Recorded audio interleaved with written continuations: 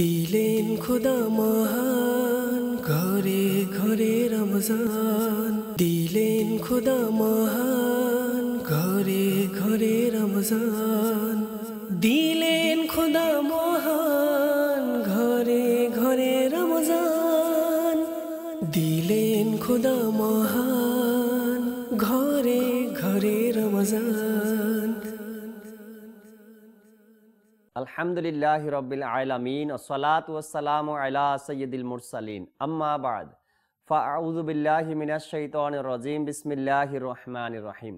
আসসালাতু ওয়াসসালামু আলাইকা ইয়া রাসূলুল্লাহ ওয়া আলা আলিকা ওয়া আসহাবিকা ইয়া হাবিবাল্লাহ। আসসালাতু ওয়াসসালামু আলাইকা ইয়া নবিয়াল্লাহ ওয়া আলা আলিকা ওয়া আসহাবিকা ইয়া নূর আল্লাহ। মাদানী চ্যানেলের দর্শক শ্রোতা, পবিত্র রমজানুল মোবারক উপলক্ষে মাদানী চ্যানেলের এই বিশেষ আয়োজন ঘরে ঘরে রমজান এই অনুষ্ঠান নিয়ে আরও একবার উপস্থিত হয়েছি। সাথেই রয়েছেন মাদানী মুন্নারা। আপনারা জানেন দর্শক শ্রোতা, এই অনুষ্ঠানে আমরা কিভাবে সাজিয়েছি। 3টি পর্ব আমরা এখানে করি। প্রথম পর্বে কোরআনে পাকের তেলাওয়াত শ্রবণ করি, দ্বিতীয় পর্বে একটি ঘটনা শ্রবণ করি, আর তৃতীয় পর্বে থাকে প্রশ্ন উত্তর। আলহামদুলিল্লাহ, আজও আমাদের সাথে দাওয়াত ইসলামীর মাদ্রাসাতুল মদিনা আর জামিয়াতুল মদিনার ছাত্র ইসলামী ভাইরা সঙ্গে রয়েছেন। ইনশাআল্লাহ তাদেরকে সাথে নিয়ে এই অনুষ্ঠান আমরা করার চেষ্টা করছি। আসুন শুরুতে দুরূদ শরীফের ফজিলত শ্রবণ করি। কেবলা শাইখে তরিকাত আমির আহলে সুন্নাত দামাত বারকাতুমুল আলিয়ার লিখিত কিতাব ফয়জানে রমজানের 63 পৃষ্ঠায় দুরূদ শরীফের ফজিলত নকল করেন। রাসূল আকরাম সাল্লাল্লাহু তাআলা আলাইহি ওয়াসাল্লাম ইরশাদ করেছেন, আমার প্রতি অধিকারে দুরূদ শরীফ পাঠ করো, নিশ্চয়ই আমার প্রতি তোমাদের দুরূদ শরীফ পাঠ তোমাদের গুনাহের জন্য মাগফিরাত স্বরূপ। সুবহানাল্লাহ। হুজুর আকরাম সাল্লাল্লাহু আলাইহি সাল্লামের এত সুন্দর হাদিসে পাক দেখুন। আমরা আমার নবীর উপর দুরূদ শরীফ পাঠ করব, আল্লাহ তাআলা আমাদের গুনাহকে মাফ করে দিবেন, ক্ষমা করে দিবেন। তো আমরা নিজেরাও দুরূদ শরীফ পাঠ করব, আমার ঘরে যারা আছে তাদেরকেও দুরূদ শরীফ পাঠ করার জন্য আমরা উৎসাহ করব। ঠিক আছে ইনশাআল্লাহ। সাল্লু আলাল হাবিব সাল্লাল্লাহু তাআলা আলা মুহাম্মদ সাল্লাল্লাহু তাআলা আলাইহি ওয়াসাল্লাম। মাদানী মুন্নারা, আসুন আমরা অনুষ্ঠান শুরু করার পূর্বে কিছু ভালো নিয়ত করে নিই। কেননা ভালো নিয়ত ছাড়া আমলের সওয়াব পাওয়া যায় না। এত কষ্ট করে আমরা এখানে বসে থাকব না, কোরআনে পাকের তেলাওয়াত শুনবো, একটি ঘটনা শুনবো, এরপরে প্রশ্ন উত্তরের পর্ব হবে। এই যে আমরা এত কষ্ট করে বসে থাকবো, যদি ভালো নিয়ত না হয় কিন্তু এই বসে থাকার কোনো সওয়াব আমাদের হবে না। শুধু বসে থাকবো, সময় চলে যাবে, কিছু শুনবো, এতটুকুই হবে, কিন্তু কোনো সওয়াব আমরা পাবো না। এজন্য প্রত্যেকটি ভালো কাজের পূর্বে আমাদের কিছু নিয়ত করা উচিত, তাই না, যেন সওয়াব অর্জন হয়ে যায় আমাদের। আজকে আমরা নিয়ত করে নিই আল্লাহ তাআলা সন্তুষ্টি অর্জনের জন্য, সওয়াব হাসিলের নিয়তে, আর ইলমে দ্বীন শেখার জন্য এই অনুষ্ঠানে আমরা অংশগ্রহণ করব। ঠিক আছে ইনশাআল্লাহ। দর্শক শ্রোতা, আপনারাও নিয়ত করে নিন, আপনার সন্তানকেও নিয়তের ব্যাপারে উৎসাহিত করুন। আর নিজের ঘরের মধ্যে ছোট যারা আছে তাদেরকে ডেকে মাদানী চ্যানেলের সামনে বসিয়ে দিন, আর তাদেরকে বলেন যে আপনাদের প্রিয় অনুষ্ঠান ঘরে ঘরে রমজান শুরু হয়েছে মাদানী চ্যানেলে, যাতে করে ছোট যারা আছে বাচ্চারা তারাও যেন বসে থাকে মাদানী চ্যানেলের সামনে। কেননা বাচ্চাদের জন্যই বিশেষ করে এই অনুষ্ঠান, আর বড়দের জন্য তো অবশ্যই, কেননা বাচ্চারা তো অনুষ্ঠান দেখবেই, যেহেতু বাচ্চাদেরকে নিয়ে অনুষ্ঠান করা হয়। আর বড় যারা আছে আমাদেরও এর থেকে অনেক কিছু শিক্ষার বিষয় রয়েছে। অনেক সময় আমরা ছোটদের সাথে কিভাবে আচরণ করব এগুলো আমাদের জ্ঞানে থাকে না। আমরা নিজের সন্তানের সাথে, এই যে যারা আছে এদের মধ্যে অনেকে বলতে পারবে এই বিষয়টা, যখন বড়রা আমাদের সাথে কথা বলে তখন চোখ রাঙিয়ে কথা বলে, ধমক দিয়ে কথা বলে, কিন্তু বাচ্চাদের সাথে চোখ রাঙিয়ে আর ধমক দিয়ে কথা বলা এটা কিন্তু ভালো না। এতে করে বাচ্চা আপনার থেকে দূরে চলে যাবে, আপনাকে ভয় পাবে, আপনার থেকে সে কষ্ট পাবে, আর আপনার থেকে আস্তে আস্তে দূর হয়ে যাবে। সন্তানের সাথে, ছোটদের সাথে সুন্দর আচরণের মাধ্যমে ভালোভাবে এদের সাথে মোহাব্বতের সাথে কথা বলবেন, তো দেখবেন এরা আপনার কাছে আসবে। তখন আপনি তাদেরকে নেকির দাওয়াত দেওয়া, তাদেরকে ভালো কথা বোঝানোর একটা সহজ পথ হবে। আল্লাহ তাআলা আমাদেরকে আমল করার তৌফিক দান করুক। প্রথম পর্বে কি রয়েছে আমাদের? কোরআনে পাকের তেলাওয়াত। প্রথম পর্বে কি? কোরআনে পাকের তেলাওয়াত। দর্শক শ্রোতা, আসুন আমরা প্রথম পর্বের মধ্যে কোরআনে পাকের তেলাওয়াত শ্রবণ করি। সাল্লু আলাল হাবিব সাল্লাল্লাহু তাআলা আলা মুহাম্মদ সাল্লাল্লাহু আলাইহি ওয়াসাল্লাম। আজকে প্রথম পর্বে যে কোরআনে পাকের তেলাওয়াত শুনবো, কে শোনাবেন? হাত তুলেন তো। সবাই রাজি তেলাওয়াত শোনানোর জন্য? দর্শক, সব মাদানী মুন্নারা হাত তুলেছেন, কোরআনে পাকের তেলাওয়াত শুনবে। কিন্তু আমরা একজন মাদানী মুন্না থেকে শুনবো, আর সে হবে একদম আমার ডাইন সাইড দিয়ে যে লাস্টে বসছেন, তার কাছ থেকে আমরা কোরআনে পাকের তেলাওয়াত শুনবো ইনশাআল্লাহ তাআলা। ভালো আছেন আপনি? মাশাআল্লাহ। দর্শক শ্রোতা, মাদানী মুন্নার থেকে আমরা কোরআনে পাকের তেলাওয়াত শুনবো, তার থেকে ইনশাআল্লাহ তাআলা নাম জিজ্ঞাসা করব। আপনার নাম কি? মোহাম্মদ স্বাধীন খান রানী গোলাম আত্তারি। মাশাআল্লাহ। দর্শক শ্রোতা, আমার এই মাদানী মুন্না 4-5 জনের নাম দখল করে নিয়েছেন।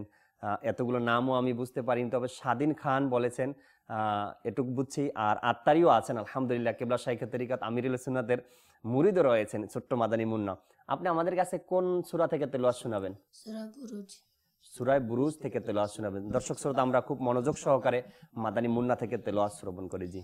أعوذ بالله من الشيطان الرجيم بسم الله الرحمن الرحيم وهو الغفور الودود ذو العرش المجيد فعال لما يريد هل أتاك حديث الجنود فرعون وثمود بل الذين كفروا في تكذيب والله من ورائهم محيط بل هو قرآن مجيد في لوح محفوظ صدق الله العظيم وصدق رسوله النبي الحبيب الكريم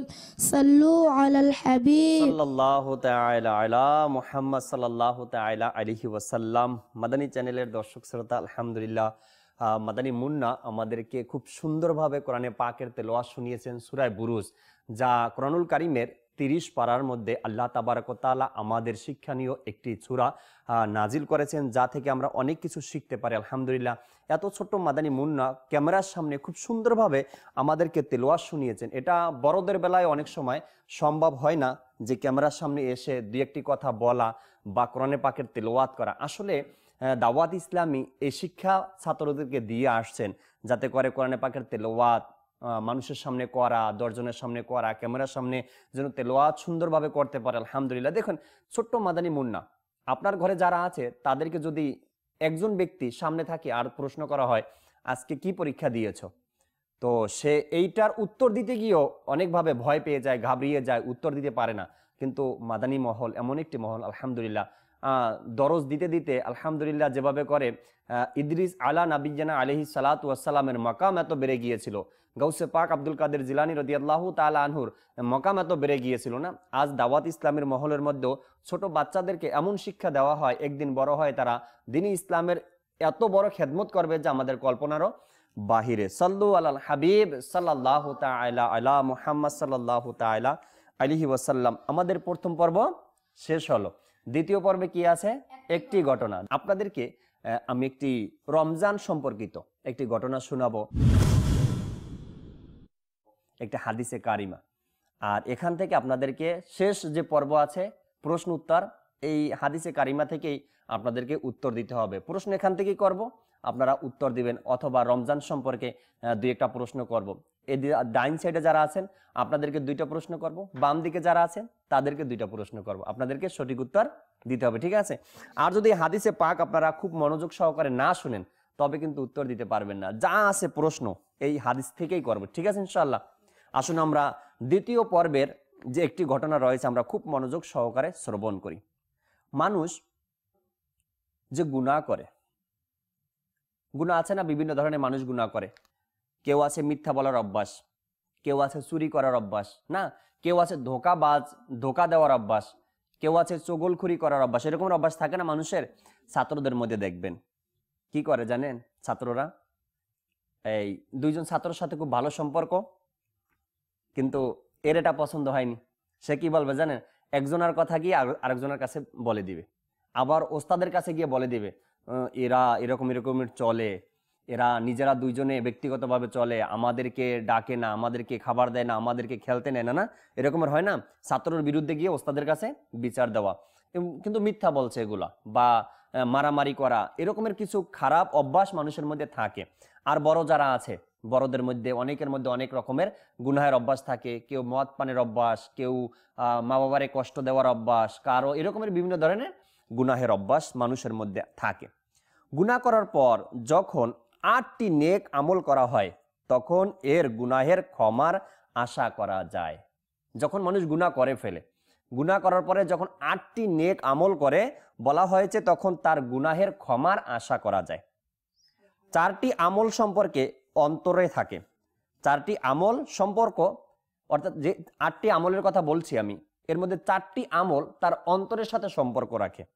নাম্বার 1, তওবা বা তওবার প্রতিজ্ঞা করা, তওবা করা বা তওবার প্রতিজ্ঞা করা। নাম্বার 2, গুনাহ থেকে বিরত থাকার কামনা, অর্থাৎ গুনাহ থেকে সে বেঁচে থাকবে সেই আশা করা। নাম্বার 3, আযাবের ভয় করা, আমি যে গুনাহ করেছি এটার জন্য আমাকে আযাব ভোগ করতে হবে, এরকমের ভয় মানুষের অন্তরে থাকা।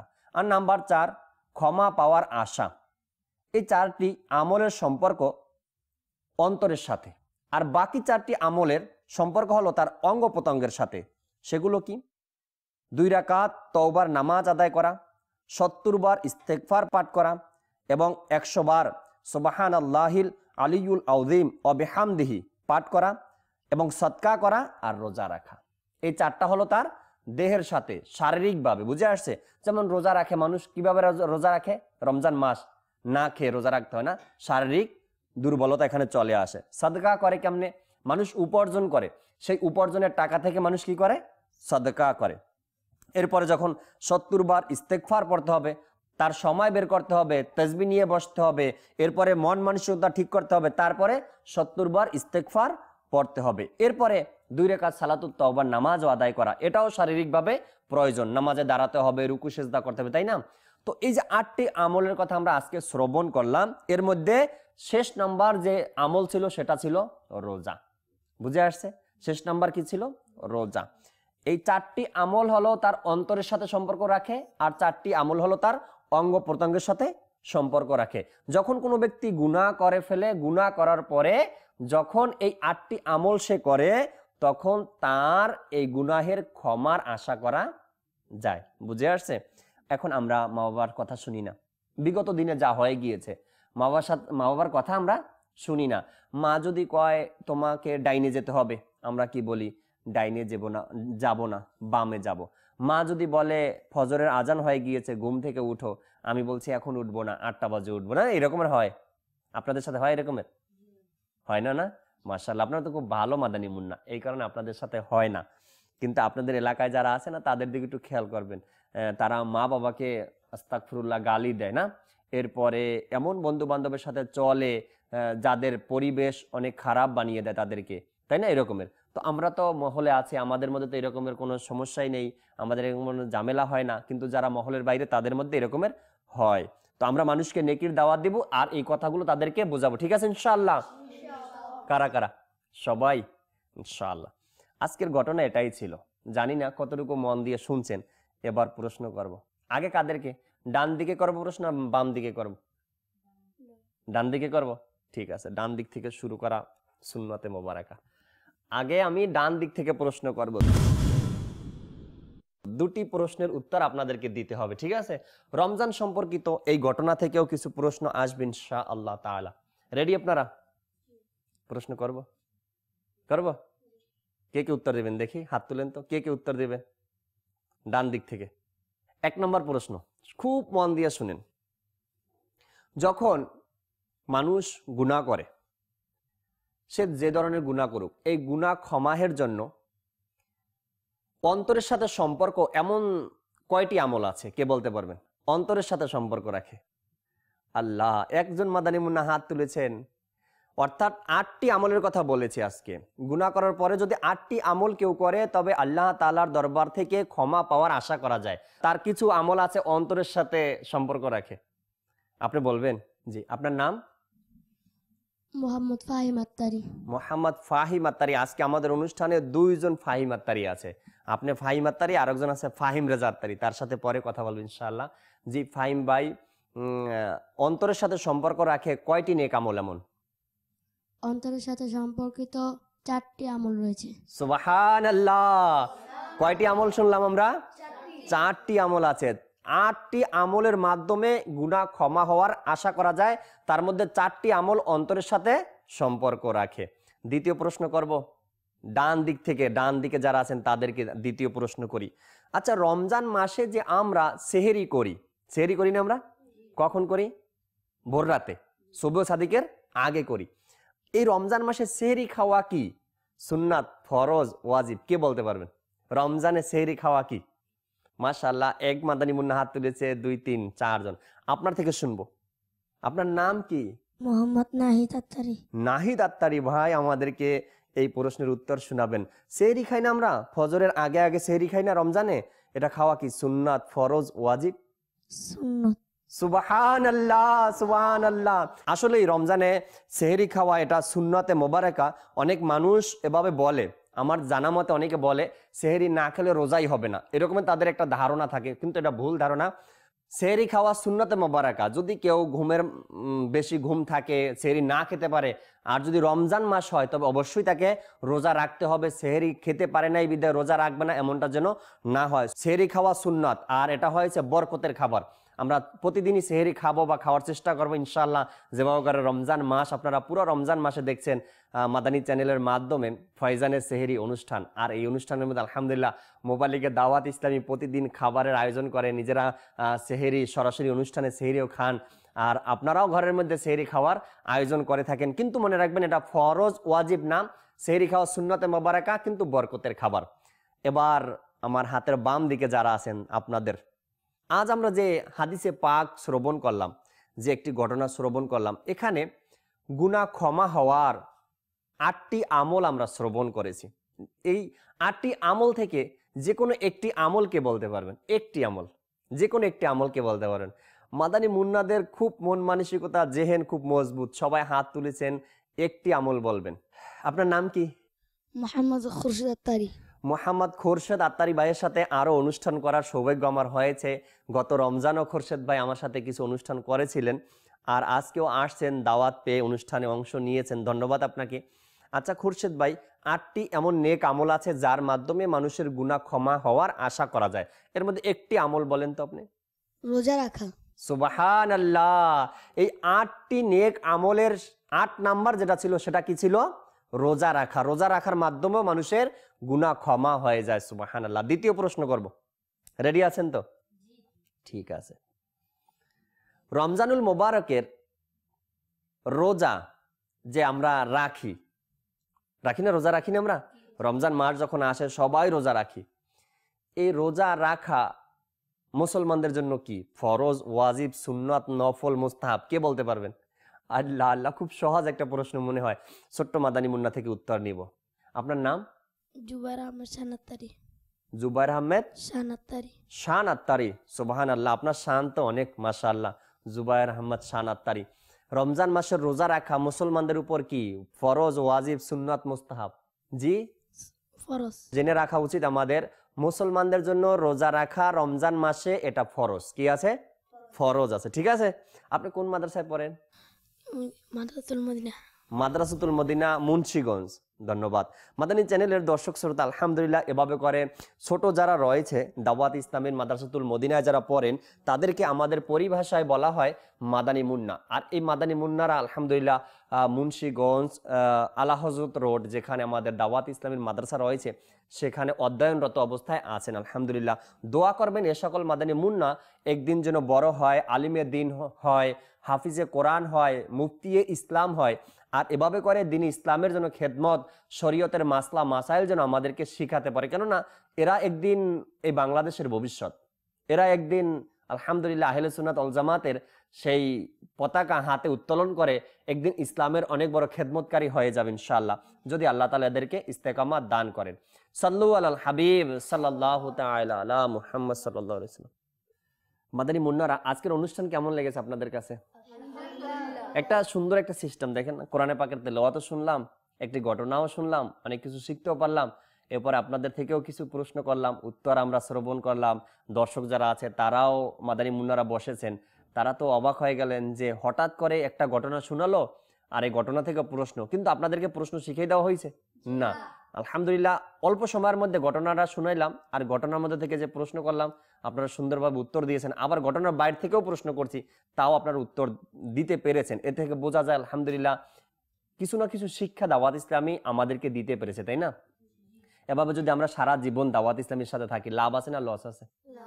লাভ আছে। আমি মাদানী চ্যানেলের দর্শক যারা রয়েছেন এই মুহূর্তে, বাবা বা মা বা ভাই বোন আত্মীয় স্বজন, আমরা যারাই মাদানী চ্যানেলের সামনে বসেছি, এরা যারা বসছে, আমার তো আত্মবিশ্বাস এদের যারা আত্মীয় স্বজন এখন বর্তমানে মাদানী চ্যানেলের মাধ্যমে এদের অনুষ্ঠান দেখতে পাচ্ছেন, তাদের তো খুশিতে অন্তর মদিনে মদিনে হয়ে গিয়েছে যে আমার সন্তান, আমার ছেলে দাওয়াত ইসলামের মাদ্রাসায় পড়ার কারণে আলহামদুলিল্লাহ এত সুন্দর এক পরিবেশ বা এত শিক্ষা তারা অর্জন করছে।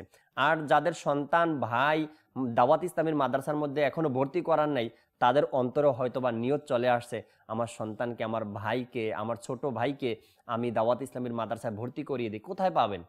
কোথায় আছে দাওয়াত ইসলামের মাদ্রাসা? জি, জানার জন্য অবশ্যই দাওয়াত ইসলামের এই মাদানী চ্যানেলের কল সেন্টারের যে নাম্বার আপনার মাদানী চ্যানেলে আপনি দেখছেন, এই নাম্বারে কল করুন। আপনার শহর কোথায়, আপনি কোথায় থাকেন, এই অ্যাড্রেস তাকে জানিয়ে দিন। এরপর তার মাধ্যমে, অর্থাৎ এই কলের মাধ্যমে কল সেন্টার থেকে আপনি জেনে নিন কোন শহরে আমাদের মাদ্রাসা রয়েছে, জামিয়াতুল মদিনা রয়েছে, আর সেখানে গিয়ে যোগাযোগ করে আপনার সন্তানকে, আপনার ভাইকে আমাদের মাদ্রাসায় ভর্তি করিয়ে দিন। ইনশাআল্লাহ তাআলা রমজানের পরেই দাওয়াত ইসলামীর জামিয়াতুল মদিনা আর মাদ্রাসাতুল মদিনার মধ্যে ভর্তি পরীক্ষা শুরু হয়ে যাবে। আপনার সন্তানকে আপনি চাইলে ভর্তি করাতে পারেন। আল্লাহ তাবারক ওয়া তাআলা আমাদের সবাইকে মিলে মিশে দিন ইসলামের খেদমত করা, আলিমে দিনের খেদমত করা, ইসলামের খেদমত করার তৌফিক দান করুক। আগামীকাল আবার একই সময় উপস্থিত হব ঘরে ঘরে রমজান এই অনুষ্ঠান নিয়ে। সে পর্যন্ত মাদানী চ্যানেলের সঙ্গেই থাকুন। সাল্লু আলাল হাবিব সাল্লাল্লাহু তাআলা আলা মুহাম্মদ সাল্লাল্লাহু তাআলা আলাইহি ওয়াসাল্লাম। দিলেন খোদা মহান ঘরে ঘরে রমজান, দিলেন খোদা মহান ঘরে ঘরে রমজান, দিলেন খোদা মহান ঘরে ঘরে রমজান, দিলেন খোদা মহান ঘরে ঘরে রমজান।